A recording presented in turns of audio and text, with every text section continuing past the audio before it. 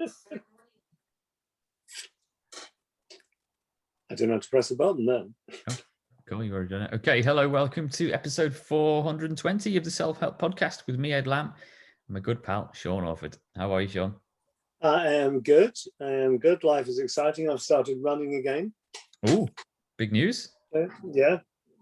So I should be going back to doing Monday, Wednesday, Friday running. So I'll be doing like 5K Monday, Wednesday, Friday. Wicked. Yeah. So it was your hip you damaged, wasn't it? Or you? No, it was the Achilles tendon. Oh, you did do your hip though when you was getting on a bike once, didn't you? That was that. Oh yeah, no, that was this one on my back, but it was like my hip. It's because I was cocking my leg over. Yeah. That's fine. Oh, cool, yeah. Man. Sean's back running. Brilliant. Good news. Good news. I mean, you built up to like half marathon status at one point, didn't you, or further? Yeah, I was doing there were 16 and a half miles was the circuit I was running. And when you get into it, you just kind of do it. It's funny starting to run again. So I'm doing it easy. I'm doing like couch to 5K to get me back into it. And it's like, it's amazing how your body remembers. It just kind of does it. It doesn't, I'm not thinking, oh, this is old. It's like, just I'm back into it. Yeah. It's really, yeah. I don't run any distance at all. I was quite good at it as a kid. I used to do cross country and stuff, but I did a little bit of it again when I was training for my mountaineering in the Alps way back about 8-9 years ago. And even then I was late 20s. I couldn't. It's like my body just isn't built for running anymore, or whether I just needed to push through a certain barrier. My knees couldn't take it even then. So some people can run and I can't. I'm not one of them. So have you always been a runner? No. I didn't run until it was about 12 years ago, I think I started. And one of the things that the physio said to me when I was having some physio, he said, no, one of the reasons you're okay is because your joints aren't worn. You've never done real kind of sport. I used to run short distances when I was at school, like the 220 and stuff like that. And I played a bit of rugby, but I've never done. It's like Robert, my son, is amazingly fit in loads of ways, but his knees are kind of gone because of playing football. It's right. the twisting and the turning, and then people can't take the pounding of the running once your knees go down. Yeah, interesting. Well, I mean, we're not going to talk about running all episode. We're going to talk about turning the experience of COVID into a positive one, and what's the point of life. So it's a bit of a general episode this week, but some people might find that running helps kind of relieve. It certainly lifts your mood. It has similar effects to meditation and to antidepressants and things like that. Mm-hmm. Yeah. Cool. We'll come on to that in a minute. So if you're just tuning in and you've got this far into the episode without switching off and you're new to the show, welcome along. And go to liveinthepresent.co.uk for all the show notes and links, and all previous episodes as well. Hours and hours and hours on pretty much any topic you can imagine. I hope, unless if we have missed anything, send us an email or a message online through Facebook. Yeah, well, most of the topics are things that people said, can you talk about that? Yeah, so we do still welcome feedback, comments, whatever. Just there's loads of ways you can get in touch. So feel free. So you put up on our running sheet here, cargo bike. What's that? Oh yeah, well, I know I always go on about bikes, but in fact, if for the folks looking on YouTube, so this goes on YouTube every week, and you get a link in your email. Sean's seen it, but I've got this crazy electric which I invested in. There you go. And I went out this morning to Heswell and back on it after I'd taken the kids to school on the back and done a couple of errands with it. And it's just like it has the same impact on people. If they see a cute little dog or a baby, if you want people to come up and start up conversations with you, get one of these, get an electric cargo bike. Because it's spreading joy. Like everyone that sees it generally is like looking and smiling, and people just stop in the street and just ask what the heck it is, and they're fascinated by it. So highly recommended if you can if you're thinking about getting a replacement for your little car. Have a look at how are you getting on with the electric bit on it. Are you enjoying that bit? Very much so, yeah. I still use my other bike for when it's Mm. just me and I haven't got stuff Yeah. to lug around. But it's magic. It's just Yeah. cruising up hills. I Yeah. I get the odd comment about it being cheating, which I kind Yeah, of I get that on mine, but I yeah. just wave and go, yeah, bye. So I think it's a bit of a culture shock because it's a car replacement for me rather. So driving is cheating in my book. An electric Yeah. bike. The thing is, for me, is the electric bike isn't exercise; it's transport. Yes, And that's exactly. the point, really. Yeah, an e-bike for certain people can keep them cycling for longer and longer. Yeah. So I can see there are all sorts of benefits. But yeah, just have a look. When you're on the flat, you don't have to put the electric on. You can just be cycling. It's only when you come to a hill or something, you can just flip it on and do your own. Yeah, just loving it, man. The sun's shining, and I've been out in the back this morning. So yeah, all is well, but all might not be well for a lot of people because it's just, as we've kind of talked a lot in the recent weeks, like the pandemic stretches on and on and on, and seemingly with no end in sight. In a lot of ways, and it's changed. It has changed life in many ways permanently, probably. But yeah, so the blog post that I'll link to is titled "What's the Point?" So what's triggered this one for you, Sean?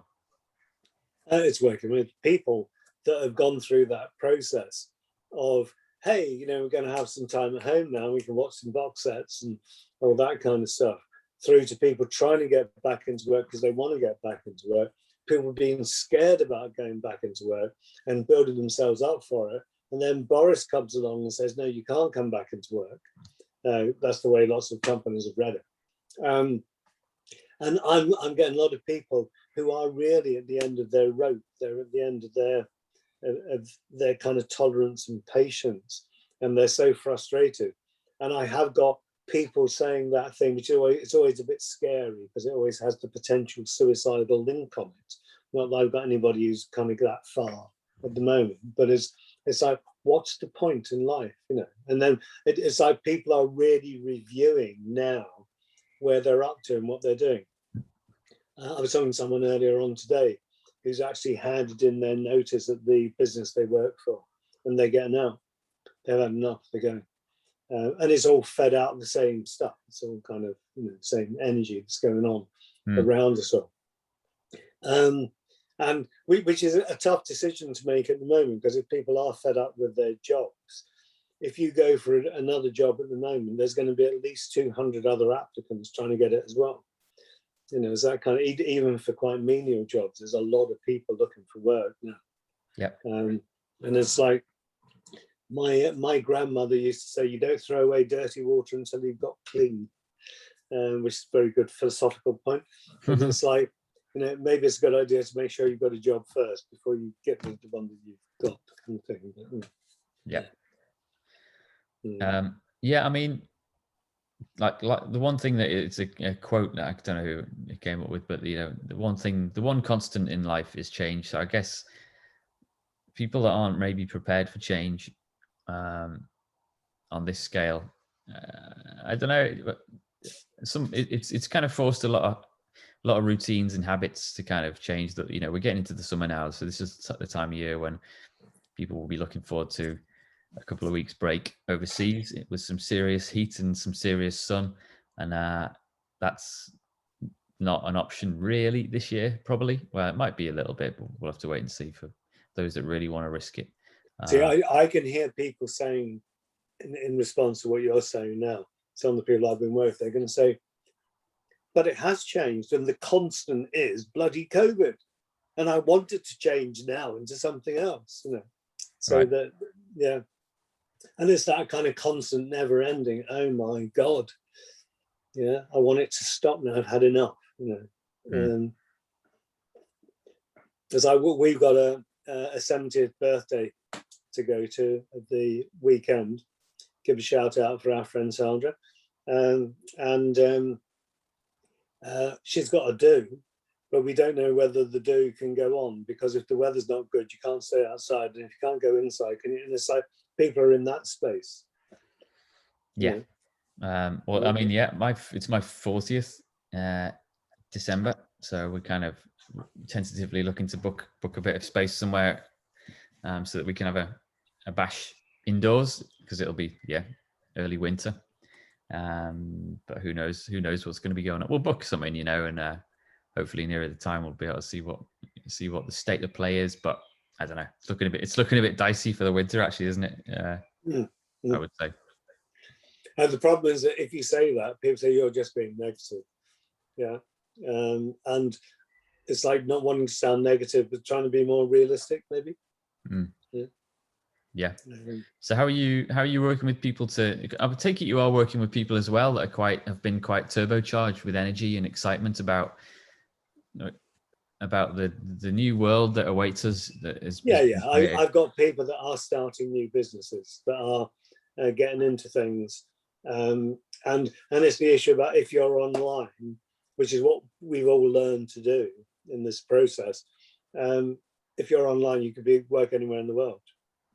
I mean, I'm now at the point with the everyone that I see that 90% of them, I could be on a beach in Honolulu and still be doing everything that I do,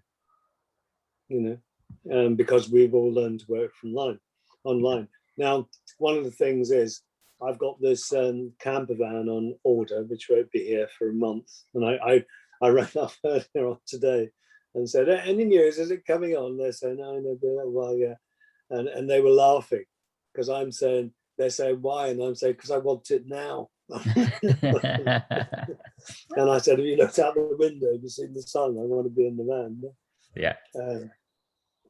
But from that van, it's got a solar panel on the top. I'd be able to work anywhere, really. Yeah.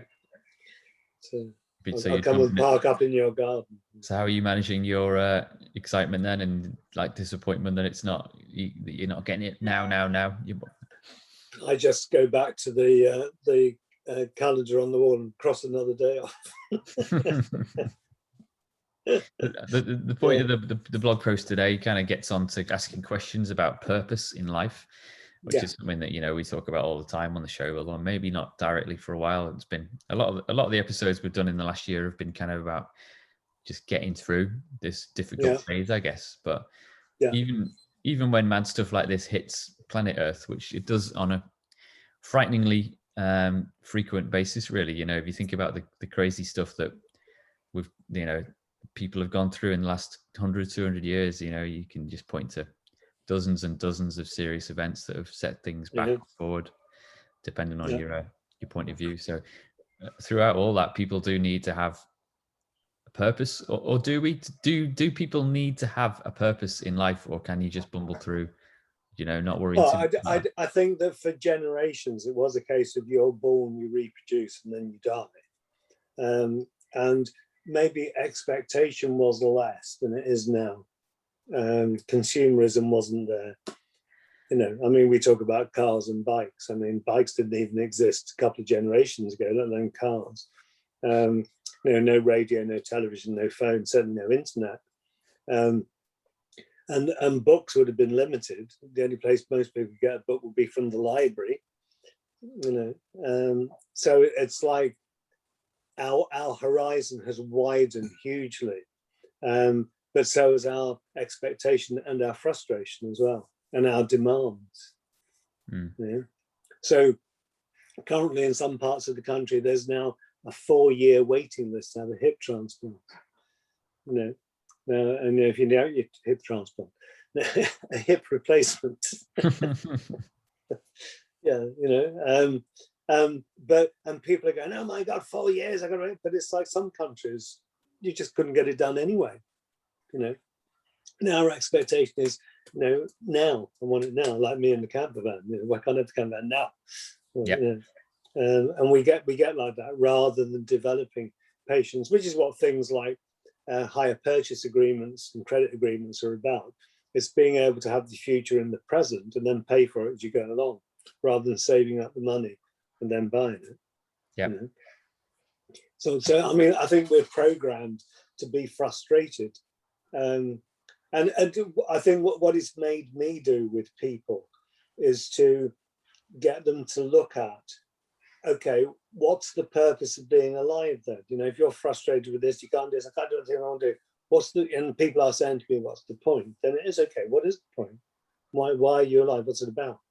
And people will come up with different answers, you know, like the biologists are reproduction, and the scientists are very often about this is just a random event and it has no meaning or purpose. It just is what it is, all that kind of stuff. And then the religious mob are all into, you know, you've got to be a good person here to get a good seat in the afterlife and all that kind of stuff. And we've all got a cross to bear, and, you know, life's supposed to be hard and difficult. You know, to me, it should be fun. It should be fun. You should wake up with a smile and enjoy it. But sometimes it takes a crisis like this to get people to the point of realizing what it is that they do enjoy and what they want. Mm. You know? So if you were going to hang it on something, what do you reckon is the purpose of life? What's it about? You know, why are we all here? There's a quote that I keep on my little digital jobs list so that I see it most days, you know, even if it's just kind of subconsciously. And it's a quote, I think I've got it written down as being by Obama. So, and it's, yeah, be honest, be useful, be kind. It's, yeah. So they're the kind of, that's the sort of mantra that I live by, I guess.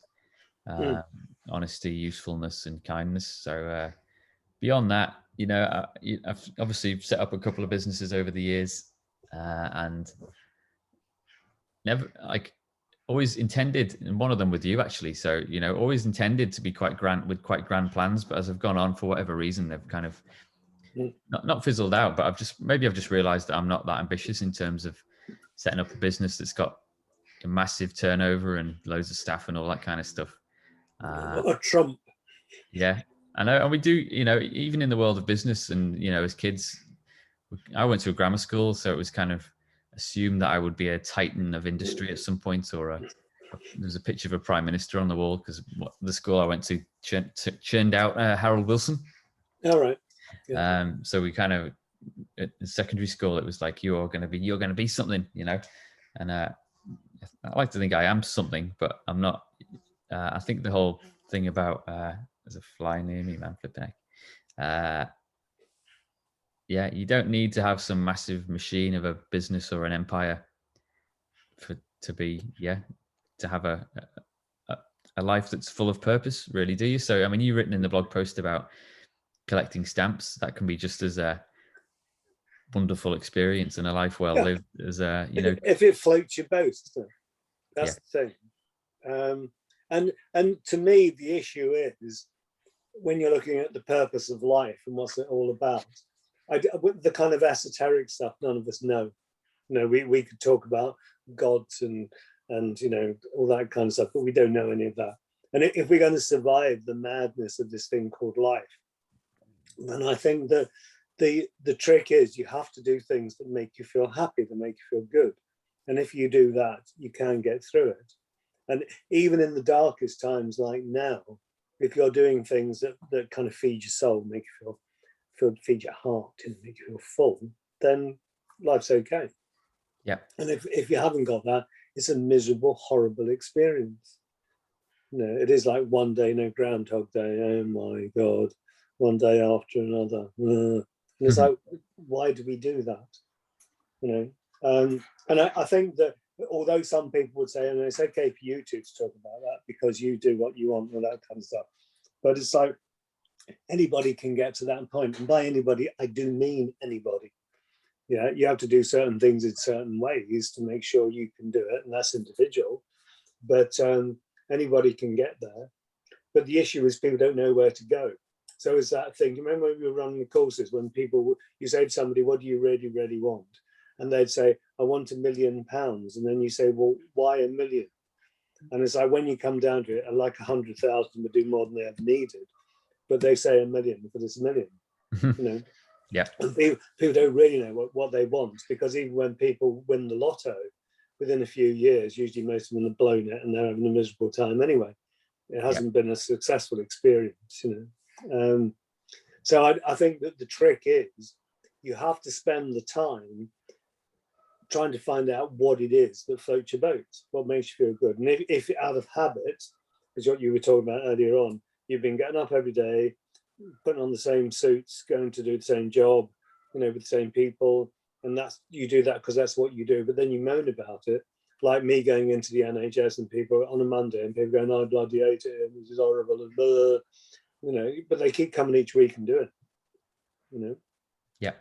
So I think that the issue is at some point, and I think this is what the whole kind of COVID lockdown thing has done. It's made a lot of people stop and look and think, what am I doing? What is this about?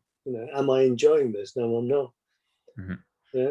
And like I say, a lot of the people that I'm working with at the moment actually can't see the point in going back to work, because they see their life as kind of meaningless, which is sad. It is really, yeah. I just heard a quote on the news on the radio recently, and it was about people. I think some staff are struggling to find the energy to come off from furlough, and they're actually quite enjoying the experience of, well, not just being paid to do nothing, but because they're probably not doing nothing. They're probably at home, and they've got quite used to a nice little lifestyle of having the financial security to not stress about paying the bills, but also having the time to hang out with family a bit more, maybe, or just to explore their local area in terms of on going for walks or rides, or I don't know, just off on your car to go and visit some place. So yeah, that if you are the type of person that's maybe coming off furlough soon and being a bit apprehensive about and a bit downbeat about going back to the job that you're not too charged about, is that a little warning sign that you need to make some changes? I think you need to look at it very seriously, but I stick with that original quote that I gave from my grandmother, which was, "Don't throw away dirty water until you've got clean." If you do want to make a transition, make an orderly transition. Don't go off half-cocked. I'm seeing people at the moment, they're getting a bit angry, and they could just be like, sod it, I'm going to dump it, I'm going. I'm not going back there anymore. And it's like, don't do that, especially in the market as it is now. You need to really decide what you're going to do, which is what my whole kind of resource thing is about here, because I found myself giving out copies of The Attractor Factor by Joe Vitale, because what Joe Vitale does in that book is you start off with a massive panorama view of anything that you could do. You do absolutely anything. How do you hone that down into something that you're actually going to put your energy into? And that's what the book does. It asks you the questions that make you focus in. And most people, by the time they've finished the book, they're clear about what it is they're going to do with their life. Yeah. Cool. All right. Well, I was just going to ask you about your resource then. So I haven't heard that one mentioned for a while. Is Joe Vitale one of the guys from The Secret? Yeah. He looks like an Italian gangster. I love him. It's like he's going to pull a gun at him. Yeah. Cool. Yeah. All right. I'll link to that, and I'll link to our online course. We did a podcast series, I think episode 400 or something, where we linked to you could do the book and the course online. So I'll link back to that. I would recommend people starting that little journey, because now's probably a pretty good time. Yeah. And that's the thing, is that out of despair, I suppose, like Phoenix coming out of the fire, it's like out of this kind of mess, maybe we can end up with a lot of people who are really happy and fulfilled because they're actually doing what they want to do, rather than just carrying on doing what they do because that's what I do, isn't it? Without questioning it. And the fact that people are questioning, maybe the end will be a good thing. Because one of the things I think is really important is a lot of children are learning at the moment from what they observe. And if they observe their parents being miserable and moaning and that's the role model that they're starting to log into. Now, if they have got parents who are facing the challenge, who are sorting things out and are going forward to fulfill themselves, that's the role model they're looking at. And that's a much more positive role model. So by sorting yourself out and getting your own life online, you're actually helping your kids as well. Yeah. Good stuff. Cool. All right, sound. Well, I'll link to all that stuff in the show notes as ever, and people can visit the website to find out more. Yeah. Keep us posted, everyone. Yeah, with your progress, or if this is kind of a little bell's gone off in your mind, or a light bulb, let us know, and Yeah. Yeah, but it doesn't have to be anything too grand. Yeah, you can be. You don't have to build the next Amazon or Tesla. You can, yeah, collecting stamps is equally of value. And the thing is, does it make you feel good? That's it, isn't it? And the thing is that things that make one person feel amazing, another person will go, oh my God, I'm not doing that. And but the issue is like, what is it for you that's going to make you feel good? Because then if you feel good, then you're a happy person. You share your happiness. Whereas if you do the miserable, oh my God, that's what you share with other people. You know, who wants to live in a world like that? Come on. No, thank you. All right, cool. I can hear the council mowers are coming round, so there's about a lot of noise about to start. So now's a good time to finish it. But yeah, Sean, thanks for your time. I'll see you again next week. You take care. See you, everyone. See ya. Bye. Bye.